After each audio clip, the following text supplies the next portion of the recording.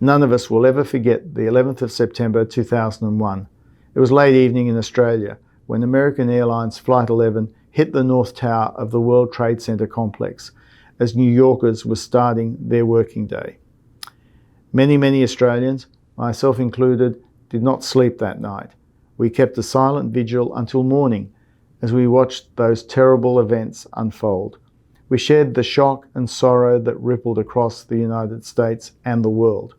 And we mourned with you as we began to realize the vast toll these attacks would take on American lives. Not just those lost in the attacks, but their families, their friends, and co-workers, and the millions who mourned the loss of nearly 3,000 people that day, including 10 Australians. In Australia, we watched in awe as New Yorkers came together after the attacks. We saw the best of humanity in the weeks and months that followed, as Americans from all walks of life united with a shared purpose to heal each other and the nation, and to ensure an attack like this could never happen again. For Australians, our first priority was standing by our American friends. Our Prime Minister, John Howard, was himself in Washington at the time of the attacks. He saw firsthand both the sorrow and the incredible emergency response that swept across the city after American Airlines Flight 77 hit the Pentagon. He saw also the grief of America's leaders as they grappled with the enormity of the attack. On his return to Australia, the Prime Minister immediately invoked the ANZUS Treaty, the first and only time the Defence Pact has been invoked. It was both a military decision and one that came from the heart.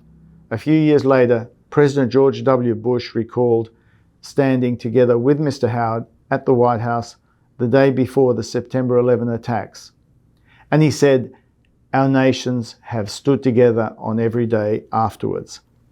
As we commemorated the 70th anniversary of the signing of the ANZUS Treaty less than 2 weeks ago, I was reminded of the Prime Minister's words to Parliament when the treaty was invoked.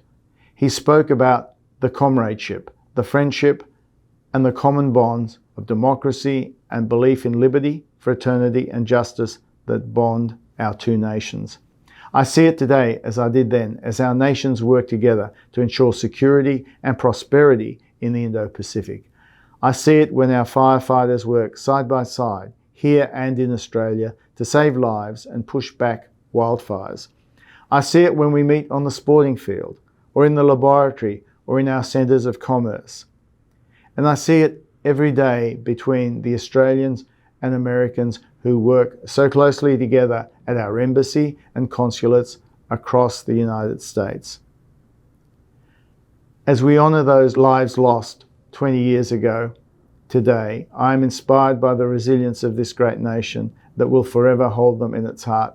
We stand by you today and always. God bless the United States of America.